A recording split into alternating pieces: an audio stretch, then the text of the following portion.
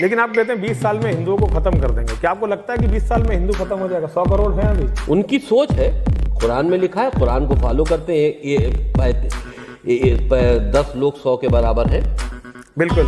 قرآن کی ایک آیت ہے جس کا وسیم بھائی ذکر کر رہے ہیں کہ اے مومنو تم جہاد کرو، یدی تم 10 ہو تو تم 100 کافروں پر بھاری پڑو گے.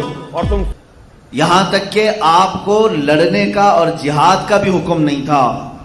13 سال تک حضور پاک صلی اللہ علیہ وسلم نے ایک بھی جہاد نہیں فرمایا. مکہ کے زمانے میں، مکی دور میں ایک بھی جنگ نہیں ہوئی، ایک بھی جہاد نہیں.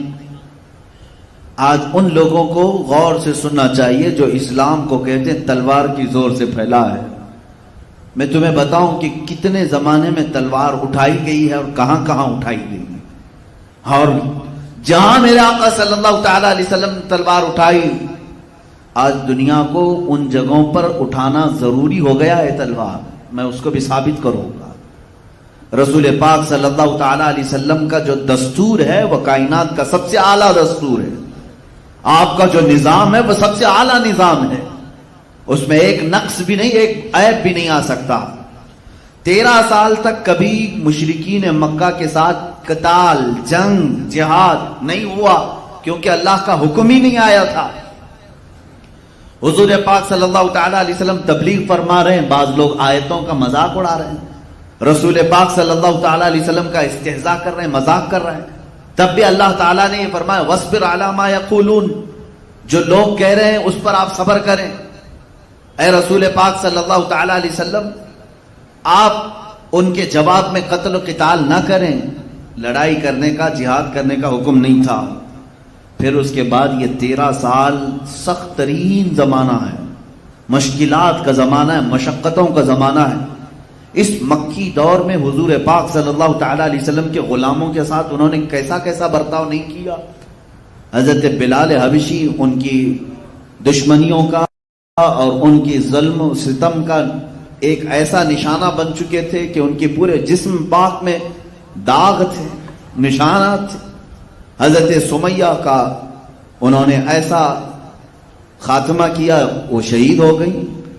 حضرت یاسر رضی اللہ تعالیٰ جو اسلام کے سب سے پہلے شہید ہیں، مکہ والوں نے انہیں قتل کر دیا، شہید کر دیا. کئی صحابہ اکرام کو جانوں سے انہوں نے ختم کیا، شہید کیا. خود رسول پاک صلی اللہ تعالی علیہ وسلم پر بھی انہوں نے دست درازیاں کی ہیں، یہ تاریخ میں موجود ہے. حضرت ابو بکر صدیق ایک مرتبہ ان پر مشرکین اس قدر ٹوٹ پڑے، اتنا مارے تھے کہ آپ کا چہرہ سوج گیا تھا، آنکھیں نہیں دکھتی تھی. سوجن کی وجہ سے آنکھیں اندر جا چکی تھیں. یہ حضرت ابو بکر صدیق رضی اللہ تعالیٰ عنہ کے ساتھ انہوں نے کیا. حضرت عبداللہ ابن مسعود رضی اللہ تعالیٰ عنہ کی ناک پھوڑ دی تھی. طرح طرح کے مظالم ہوئے. ان تمام حالات کے بعد اللہ رب العزت نے اپنے حبیب صلی اللہ تعالیٰ علیہ وسلم کو ہجرت کی اجازت دی. پہلے مسلمانوں کی ایک جماعت ہجرت کر کے گئی، کہاں؟ حبشہ کی طرف. افریقہ کا ایک ملک ہے جس کو آج ایتھوپیا کہتے ہیں. ملک حبشہ کی طرف مسلمانوں کی ایک جماعت گئی جس میں حضرت عثمان ابن عفان بھی تھے رضی اللہ تعالیٰ، اور حضور صلی اللہ تعالیٰ علیہ وسلم کی صاحبزادی حضرت رقیہ بھی تھی، حضرت جعفر طیار بھی تھے. تو یہ مسلمانوں کا قافلہ مکہ سے ہجرت کر کے حبشہ چلا گیا. کفار و مشرکین کے ظلم و ستم اس قدر بڑھ گئے تھے کہ ان کو اپنا اصلی وطن چھوڑنا پڑا. وہ دوسرے وطن میں جا کر پناہ لیے. پھر وہ وقت بھی آیا جب اللہ رب العزت نے اپنے حبیب صلی اللہ علیہ وسلم کو بھی مکہ مکرمہ سے ہجرت کرنے کا حکم دیا. ہجرت کہتے ہیں چھوڑ دینا، ترک کر دینا. رسول پاک صلی اللہ تعالی علیہ وسلم کی وہ ہجرت کا واقعہ پیش آیا. آپ اپنے ساتھ اپنے یار غار حضرت ابو بکر صدیق کو ساتھ لیے اور مدینہ طیبہ کی طرف رواں ہو گئے. یہ اللہ کے نبی صلی اللہ تعالی علیہ وسلم کی جو ہجرت ہے، یہ اسلام کا ٹرننگ پوائنٹ ہے. یہاں سے اسلام کی تاریخ ایک نئی تاریخ ہے. اور کیوں نہ نئی تاریخ ہو؟